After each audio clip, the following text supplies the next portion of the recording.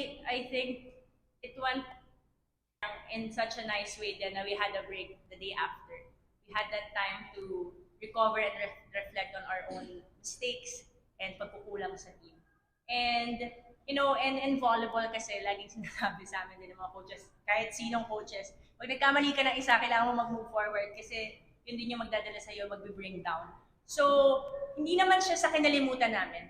Talagang dinala namin yung sakit para makapag-improve kami talaga sa training. And luckily din, yung mga coaches namin talagang pupukpukin talaga kami. So, yun yung maganda sa team namin. And knowing them, sabi ko nga sa interview ko last time, sobrang quiet namin sa dugout.